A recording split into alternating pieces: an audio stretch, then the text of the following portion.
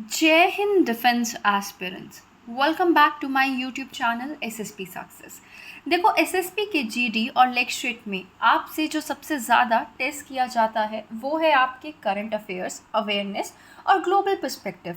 देखो, Indo Pacific, quad और India के फॉरेन रिलेशंस बार बार एसएसपी के फेवरेट टॉपिक्स होते हैं। आज हम एक ऐसी ही पार्टनरशिप को समझेंगे जो इकोनॉमिक या कल्चरल लेवल तक लिमिटेड नहीं है, बल्कि डिफेंस, टेक्नोलॉजी, ग्रीन एनर्जी और ग्लोबल सिक्योरिटी तक एक्सटेंड करती है। सो वो है इंडिया एंड जापान रिलेशनशिप। ये आपका जो टॉपिक है, ये वीडियो के बाद आपको बहुत अच्छे से समझ आ जाएगा। उसके बाद आप एसएसपी में कॉन्फिडेंटली बोल पाएंगे, चाहे जीडी हो या lecturette. Now let's get started. देखो, सोचिए एक ऐसा मोमेंट जब दो बड़े लीडर्स जैसे इंडिया के प्राइम मिनिस्टर मोदी और जापान के प्राइम मिनिस्टर ईशिबा टोक्यो में मिलकर डिसाइड करते हैं कि अगले 10 साल का रोड मैप क्या होगा। इस समिट को कहते हैं 15th India Japan annual summit. इसमें उन्होंने एक joint vision for next decade adopt किया, जिसमें 8 सेक्टर्स पर फोकस किया गया, जैसे economic growth, mobility, technology, clean energy और cultural exchange. Right, apart from that सबसे बड़ी बात है क्या, जापान ने इंडिया में बोला है कि वो 10 ट्रिलियन मतलब अराउंड 68 बिलियन जो है इन्वेस्ट करने का प्रॉमिस किया, और कहा कि हर साल इन्वेस्टमेंट फ्लो को 2.5 गुना बढ़ा दिया जाएगा। राइट, ये क्यों इम्पॉर्टेंट है? क्योंकि ये सिर्फ पैसा नहीं, ये इन्वेस्टमेंट होगा AI, semiconductor, clean energy, defence, digital infrastructure and human resources पे। राइट, और एक ये बहुत बड़ा सॉलिड स्टेप हुआ economic security and supply chains को लेके, जिसमें दोनों ने डिसाइड किया कि सप्लाई चेन्स को सिक्योर करना है, स्पेशली सेमीकंडक्टर्स और क्रिटिकल मिनरल्स के लिए, ताकि चाइना पर डिपेंडेंसी कम हो जाए। नेक्स्ट जो है हमारा वो है डिजिटल एंड एआई कॉपरेशन। अगर हम बात करें, देखो आपको पता है फ्यूचर वर्ल्ड का बैकबोन क्या है, दैट इज़ एआई। राइट, और डिजिटल इंफ्रास्ट्रक्चर भी। इसलिए इंडिया और जापान ने एक नया फ्रेमवर्क बनाया, India Japan AI cooperation initiative. Right, here you can see that. अब इसमें क्या होगा, उसमें जो है इस इनिशिएटिव में दोनों मिलकर large language models, AI training, data centres और स्टार्टअप्स को सपोर्ट करेंगे। और ये चीज़ें यहीं नहीं रुकती हैं, उन्होंने साइन किया है डिजिटल पार्टनरशिप 2.0, जिसमें 21 एग्रीमेंट्स जो हैं कवर किए गए हैं, एआई, सेमीकंडक्टर्स, साइबर सिक्योरिटी और डिजिटल पब्लिक इंफ्रास्ट्रक्चर। इंडिया के पास मैन पावर है और डिजिटल पुश है, और जापान के पास एडवांस टेक्नोलॉजी और कैपिटल। सो दोनों मिलकर क्या चाहते हैं? दोनों मिलकर चाहते हैं कि वो एक दूसरे पे एआई और साइबर स्पेस में ट्रस्ट कर सके और पार्टनरशिप बना सके। Next we have human resource exchange and mobility. देखो, एक इंटरेस्टिंग चीज़ हुई, दोनों ने डिसाइड किया कि अगले 5 साल में 5 लाख लोगों को एक्सचेंज होगा इंडिया और जापान के बीच में, और इसमें 50,000 स्किल्ड इंडियंस जाएंगे जापान के आईटी, सेमीकंडक्टर और मैन्युफैक्चरिंग सेक्टर्स में। सोचिए, एक तरफ जापान की एजिंग सोसाइटी है जहां मैन पावर की शॉर्टेज है, और दूसरी तरफ इंडिया का यूथ बल्ज है। ये दोनों एक दूसरे को कॉम्प्लीमेंट करते हैं। मोबिलिटी पार्टनरशिप में रेलवेज, एविएशन, लॉजिस्टिक, शिपिंग भी इंक्लूड है, और एक एसएमए फोरम भी क्रिएट हुआ जिसमें छोटे बिजनेस और स्टार्टअप्स दोनों कंट्रीज़ के लिए कोलैबोरेट करेंगे। देखो, इंडिया के ह्यूमन रिसोर्स ग्लोबल लेवल पर कैसे कंट्रीब्यूट करता है, ये आप इसका डायरेक्ट एग्जांपल दे सकते हो एसएसबी पर्सपेक्टिव से। नेक्स्ट जो है हमारा, that is green growth and sustainability.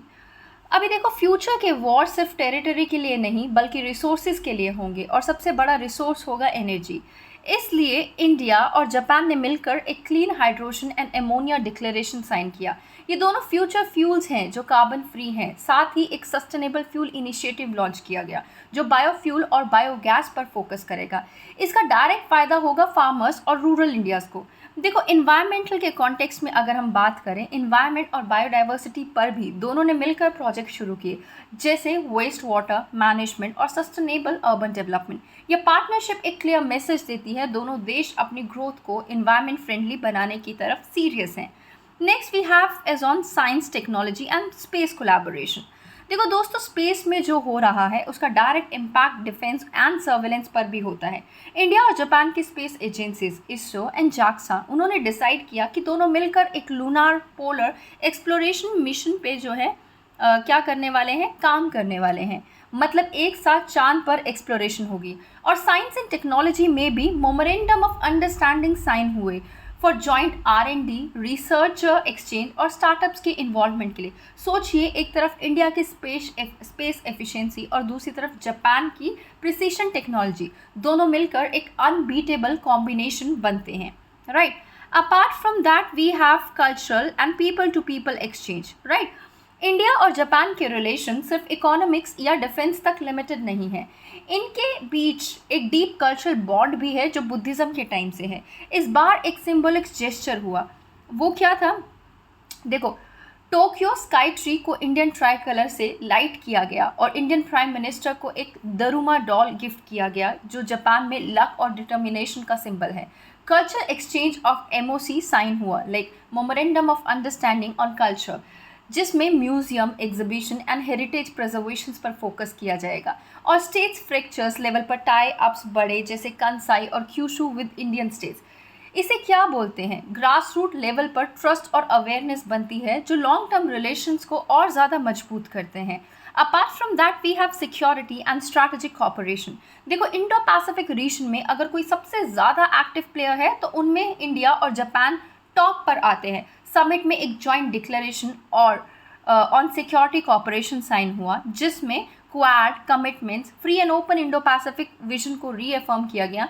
मतलब दोनों ने क्लियर सिग्नल दिया कि वो maritime assertiveness specially South China Sea में टॉलरेट नहीं करेंगे। और ये एक जो है क्या है आपका सिंबलिक जेस्चर था, जिसमें प्राइम मिनिस्टर मोदी ने प्राइम मिनिस्टर इशिबा को बुलेट ट्रेन में राइड कराया सेंडाई तक। ये कहीं ना कहीं एक तरफ से टेक्नोलॉजी पार्टनरशिप और इंफ्रा का कोलैबोरेशन का शोकेस होता है, right. Now let's talk about what Japan और इंडिया के इन जनरल रिलेशन कैसे रहे हैं फ्रॉम पास्ट। थोड़ा सा पीछे चलते हैं हिस्ट्री में ताकि समझ सके कि आज के स्ट्रॉन्ग इंडिया जापान के टाइज का फाउंडेशन क्या है। सबसे पहले कल्चरल लिंक्स की बात करते हैं। देखो, ये जो कनेक्शन है वो बुद्धिज़्म से आता है। 6th सेंचुरी से ही दोनों देशों एक सिविलाइजेशन बॉन्ड शेयर करते हैं। वर्ल्ड वॉर 2 के बाद 1952 में एक पीस ट्रीटी साइन हुई, जिससे डिप्लोमेटिक रिलेशंस दोबारा रिस्टोर किए गए। फिर अगर हम बात करें 2000 की, जिसमें रिलेशनशिप्स को ग्लोबल पार्टनरशिप लेवल तक एलिवेट किया गया। 2006 में क्या हुआ? 2006 में ये बन गया स्ट्रैटेजिक एंड ग्लोबल पार्टनरशिप। और फाइनली 2014 में आपने देखा दोनों ने अपने टाइज को बनाया special strategic and global partnership. देखा जाए तो ये रिलेशनशिप एक लैडर की तरह ऊपर चढ़ते गए, हर स्टेप पे और स्ट्रांग होता गया। यही है कॉन्टिन्यूटी और ट्रस्ट इस रिलेशन की जो सबसे बड़ी स्ट्रेंथ बन के आई है, राइट।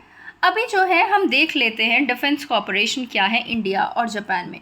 दोस्तों, अगर डिफेंस और सिक्योरिटी की बात करें तो इंडिया और जापान की पार्टनरशिप काफ़ी यूनिक है। अगर हम 2008 की बात करें, दोनों ने एक joint declaration on security cooperation sign किया। इंटरेस्टिंगली जापान का ये पहला सिक्योरिटी डिक्लेरेशन था, राइट, जो कि ट्रेडिशनल एलाइज से बाहर साइन हुआ। मतलब इंडिया पर उनका ट्रस्ट अलग लेवल का था। फिर 2014 में हमने देखा डिफेंस कॉपरेशन MOU हुआ, 2015 में क्लासिफाइड इंफॉर्मेशन शेयरिंग का एग्रीमेंट, और फिर 2020 में रेसिप्रोकल लॉजिस्टिक एग्रीमेंट, जिसमें दोनों एक दूसरे के बेसिस यूज़ करते हैं during exercise and this thing rescue operations. अभी 2025 में इसको एक्सपैंड करके साइबर, काउंटर टेररिज्म और CBRN एरियाज तक ले गए। एक्सरसाइज भी बहुत इंपॉर्टेंट है जो दोनों कंट्रीज़ के बीच में होती है। मालाबार जो क्वाड के बीच में होती है, एक इंटर ऑपरेबिलिटी एक्सरसाइज है। JIMEX which is a bilateral naval exercise. Then we have Dharma Guardian जो कि आर्मी एक्सरसाइज है, और मिलान एक आपकी नेवी एक्सरसाइज है। Then we have coast guard drills maritime safety and law enforcement के लिए। और 2024 एंड 25 में दोनों कंट्रीज़ के सर्विस चीफ भी एक्टिवली पार्टिसिपेट करने लगे हैं, जो एक डीपर ट्रस्ट का साइन है। Next we have is what are economic and trade cooperation, right. आप यहाँ देखिए हमारे कैसे हैं इनके साथ इकोनॉमिक एंड ट्रेड कॉपरेशन। देखो, अब सोचिए एक ऐसा रिलेशन जहां डिफेंस के साथ साथ इकोनॉमिक बैकबोन भी स्ट्रांग है। इंडिया और जापान के बीच में ट्रेड 2023 से 25 के बीच में 22 से 23 बिलियन का रहा। जापान से हम इंपोर्ट करते हैं एडवांस मशीनरी, स्टील, कॉपर और रिएक्टर, और इंडिया एक्सपोर्ट करता है व्हीकल्स, एल्यूमिनियम, सी फूड। मतलब दोनों एक दूसरे की इकोनॉमी को कॉम्प्लीमेंट करते हैं। जापान इंडिया के 5th लार्जेस्ट FDI सोर्स है। $43 बिलियन डॉलर से ज़्यादा इन्वेस्ट कर चुका है। आज 1400 से भी ज़्यादा जापानीज़ फर्म इंडिया में है और 100+ इंडियन फर्म्स जापान में काम कर रही है। सबसे बड़ा फ्लैगशिप प्रोजेक्ट है Mumbai Ahmedabad high speed rail corridor, right. और अगर हम बात करें, ये बुलेट ट्रेन प्रोजेक्ट है और अब दोनों नए एरियाज़ में जा रहे हैं, जैसे एसएमईज, स्टार्टअप, सेमीकंडक्टर्स और clean energy. Japan already Gujarat में सेमीकंडक्टर प्लांट में इन्वेस्ट कर रहा है और हैदराबाद में एआई हब इस्टेब्लिश हो रहा है। ये क्लियरली दिखाता है कि रिलेशन सिर्फ ट्रेडिशनल ट्रेड तक लिमिटेड नहीं, अब दोनों फ्यूचर टेक्नोलॉजीज और एनर्जी सिक्योरिटी पर भी मिलकर फोकस कर रहे हैं। अदर देन दैट बाकी भी रिलेशन है हमारे जापान के साथ, जिसको हम कह सकते हैं अदर कॉपरेशन, राइट। एक रिलेशन तभी लॉन्ग टर्म होता है जब मल्टीपल लेवल्स पर काम होता है। इंडिया जापान कॉपरेशन का एक स्ट्रॉन्ग पिलर है पीपल टू पीपल एक्सचेंज में। दोनों ने डिसाइड किया है कि अगले 5 साल में 5 लाख लोग एक्सचेंज होंगे, जिसमें स्किल्ड इंडियंस जो जापान की आईटी और मैन्युफैक्चरिंग सेक्टर में अपॉर्चुनिटीज़ मिलेगी। If we talk about skill development program जैसे टैलेंट ब्रिज और निपुण प्रोग्राम इंडियंस के जापानीज इंडस्ट्रीज़ के लिए रेडी करते हैं। Apart from that we have tourism और एजुकेशन, वो भी काफ़ी वाइब्रेंट है। हिमालयाज और mount Fuji exchange program, 665 university types और योगा आयुर्वेदा सेंटर्स जापान में होंगे। स्पेस कॉर्पोरेशन में क्या होगा, लूनार पोलर एक्सप्लोरेशन मिशन एक माइलस्टोन है और मोबिलिटी प्रोजेक्ट्स भी आपको देखने को मिलेंगे, which is bullet train, aviation, ship building, जो ऑलरेडी अंडरवे है। सबसे इंटरेस्टिंग बात, दोनों जो हैं क्वाड, आइजा, CDRI और SCRI जैसे मल्टीलेटरल प्लेटफॉर्म में एक्टिवली कॉपरेट करते हैं, मतलब लोकल टू ग्लोबल लेवल पर रिलेशन एक्सपैंड हो रहे हैं, right. Now let's talk about the significance of India and Japan relationship. देखो, इंडिया जापान के रिलेशनशिप की अगर सिग्निफिकेंस की बात करें, सबसे पहले क्या है, इंडो पैसिफिक में स्ट्रैटेजिक स्टेबिलिटी। क्वाड और मैरीटाइम एक्सरसाइज से दोनों एक बैलेंस ऑफ पावर क्रिएट करते हैं अगेंस्ट कोरेसिव पावर। दूसरा, economic resilience, supply chain resilience initiative China पर डिपेंडेंसी कम करता है और सेमीकंडक्टर, क्लीन एनर्जी में ऑल्टरनेटिव्स क्रिएट करता है। तीसरा point, technology leadership, AI, quantum, biotech और साइबर में दोनों कोलैबोरेट करते हैं, जो इंडिया को डिजिटल राइज और जापान को हाई टेक एज देता है। फिर है हमारा ह्यूमन कैपिटल, इंडिया की यंग प्रोफेशनल जापान की एजिंग सोसाइटी के लिए परफेक्ट फिट है। फाइनली दोनों ग्रीन ग्रोथ पर फोकस कर रहे हैं, राइट। हाइड्रोजन, अमोनिया, सोलर और ऑफशोर विंड का प्रोजेक्ट चल रहा है। ये सब मिलकर इंडिया जापान के रिलेशन इंडो पैसिफिक और ग्लोबल गवर्नेंस में एक एंकर पॉइंट बनाता है। Now let's talk about the challenges and way forward. If we talk about the challenges, सबसे बड़ा फैक्टर है चाइना। अगर हम देखें, जापान के बीजिंग के साथ स्टांसेस कभी अलाइन होते हैं, कभी डाइवर्स, और दोनों की मिनरल और सेमीकंडक्टर डिपेंडेंसी अभी भी कहीं नहीं कहीं चाइना पर है। दूसरा, strategic autonomy versus alignment. India की नॉन अलाइनमेंट अप्रोच रखता है इंडिया, क्वाड के साथ ब्रिक्स और SCO में भी है। जापान स्ट्रांगली प्रो US है, वो कभी कभी फ्रिक्शन क्रिएट करता है, स्पेशली रशिया पॉलिसी पर। तीसरा, इकोनॉमिक हर्डल्स की अगर हम बात करें, ट्रेड इंडिया चाइना के कंपैरिजन में मॉडेस्ट है और एक्सपोर्टर्स को बैरियर्स फेस करने पड़ते हैं। और डिफेंस में भी कुछ डील्स अटकी हुई हैं, जैसे US-2 एम्फीबियस एयरक्राफ्ट की डील अभी भी फाइनलाइज नहीं हुई। ये चैलेंजेस हमें रिमाइंड करते हैं कि रिलेशन को और स्ट्रीमलाइन करने की ज़रूरत है। Now let's talk about the way forward that we have. अब फ्यूचर की तरफ देखते हैं, दोनों के पास बहुत अपॉर्चुनिटीज़ है। क्वाड में और स्ट्रॉन्ग इनिशिएटिव लेकर आना, जॉइंट नेवल और साइबर कॉपरेशन को और डीपर करना, ग्रीन टेक में जापानीज इनोवेशन जैसे मियावाकी फॉरेस्ट और जॉइंट क्रेडिटिंग मैकेनिज्म इंडिया में अडॉप्ट करना, ट्रेड एक्सपेंशन बियॉन्ड ऑटोज और IT जैसे फार्मा, डिजिटल और ग्रीन टेक, डिफेंस में robotics, unmanned system and quantum में कोलैबोरेट करना।